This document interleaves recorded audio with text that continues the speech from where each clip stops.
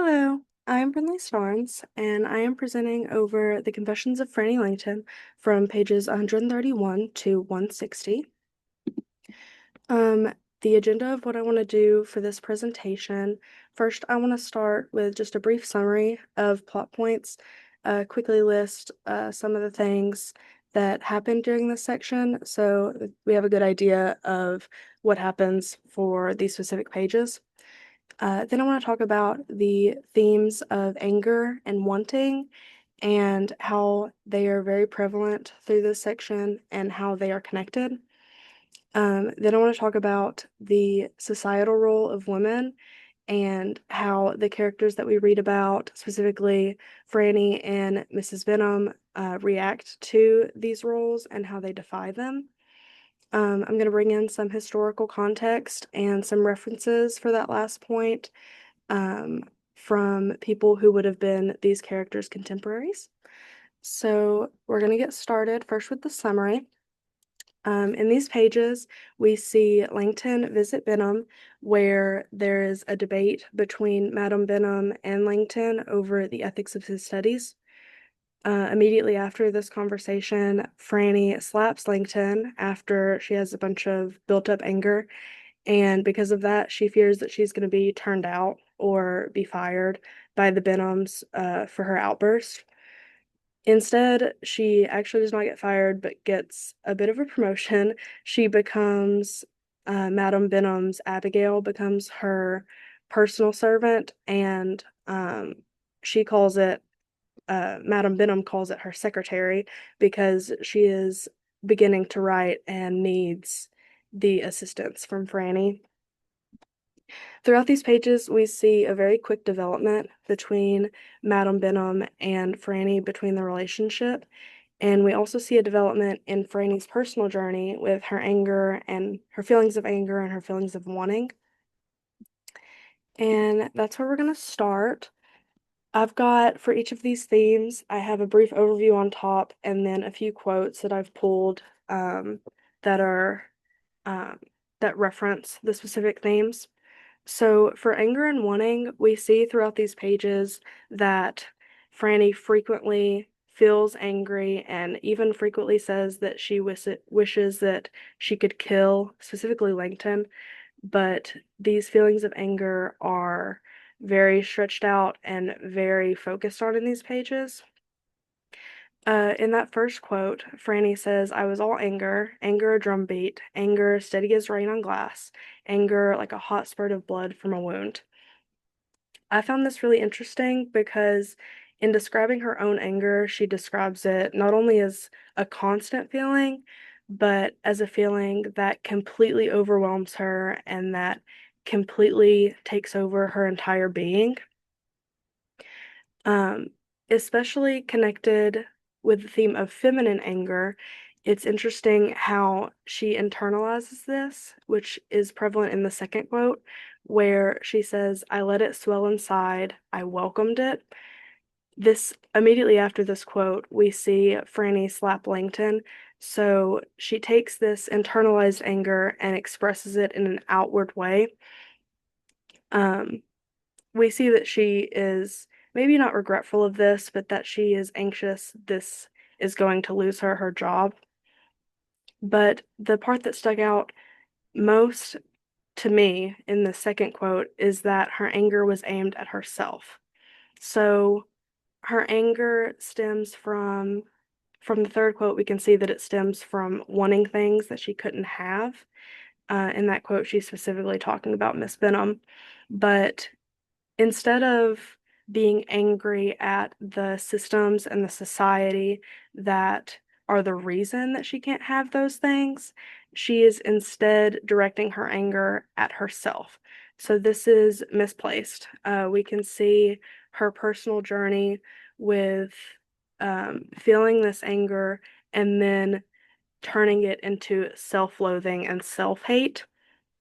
And I think that this stems from the fact that women were not supposed to express their anger, they were supposed to keep it internalized.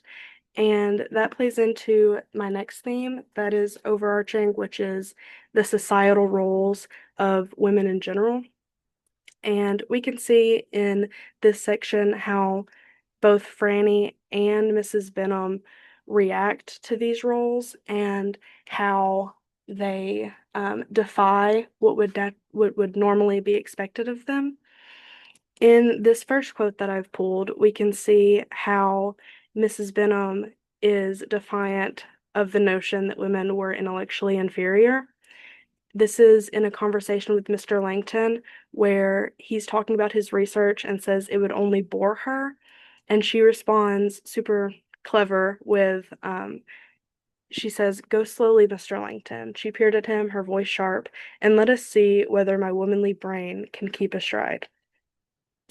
So not only here is she showing how intelligent she is with her response, but she is super well read, she is super witty, and kind of makes a mockery of his expectations of her.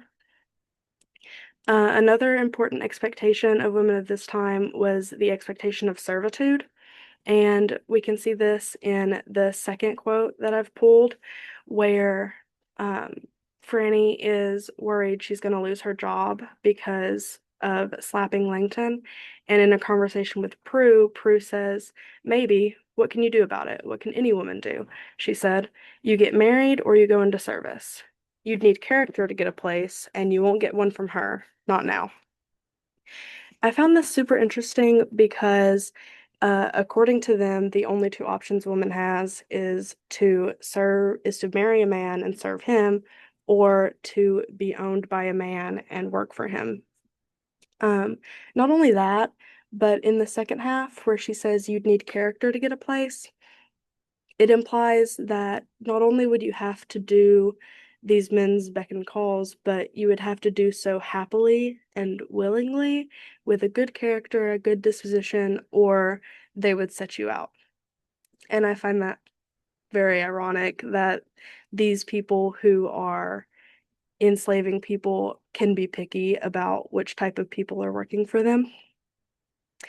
Um, I wanted to pull this quote from Angelina Grimke, who was a white abolitionist and a champion of women's rights, uh, and how I feel like this quote highlights how these two things are connected. She says, "The investigation of the rights of the slave has led me to a better understanding of my own." So this plays into some historical context I'm going to bring into the role of women. Um, there was a very gendered view of enslavement.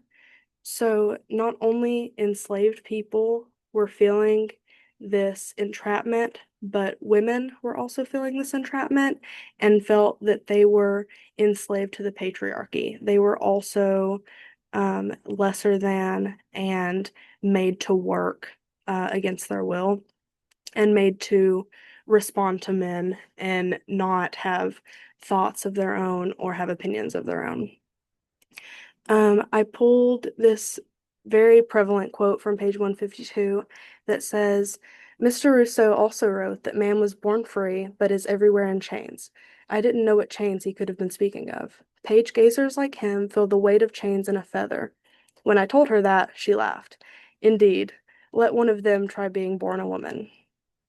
I found this interesting because I think it's pretty clear that Frannie is thinking of her own experience as an enslaved person for her entire life.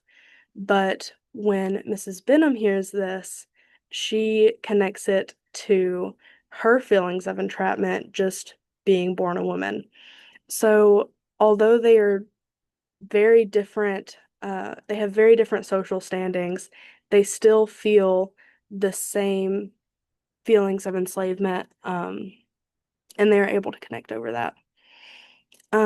We see Miss Benham's thoughts about this later, the next page, 153, when Frannie realizes she thought it was important for women not just to live in the world, but to think about it.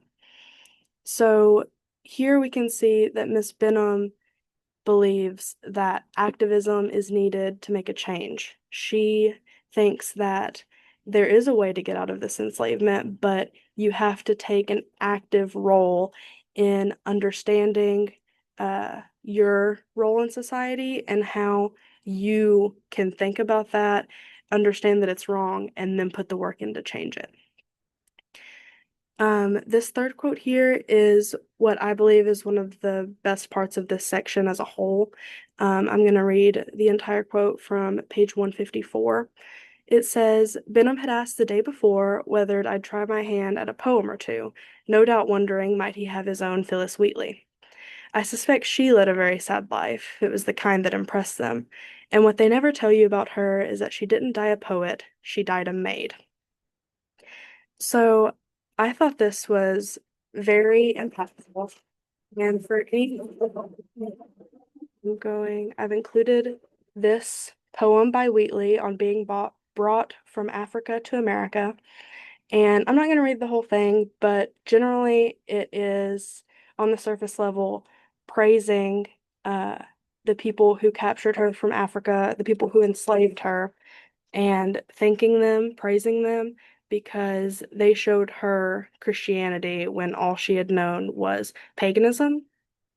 And I find it very interesting that Frannie says specifically she must have led a very sad life if it was the kind that impressed them, because these white men are only responsive to, only allow the kind of narratives that reflect well on them. We talked before how Frannie was critical of slave narratives and how she thought that they were doing nothing to relieve the suffering, but instead were glorifying it. And I thought section, the last part of this quote was the most prevalent, saying she didn't die a poet, she died a maid, because above all else, even though she was a great artist, even though Phyllis Wheatley was a great artist, she was not given the recognition that she would have gotten if she were white or if she were free or if she were a man. And ultimately, even though she produced this great art, she still just died a maid. So she was um, not given any of the recognition that she actually deserved.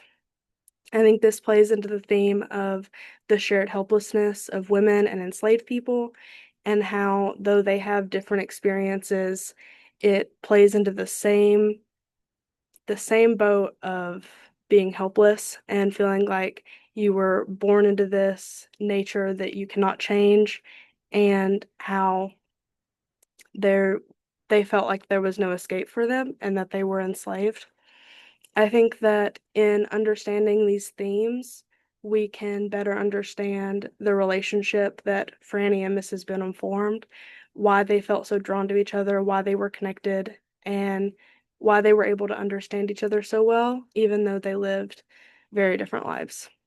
Um, and that is all I have. Here's my works cited. Thank you so much for listening, and I cannot wait to hear or read all of the discussion posts. Thank you.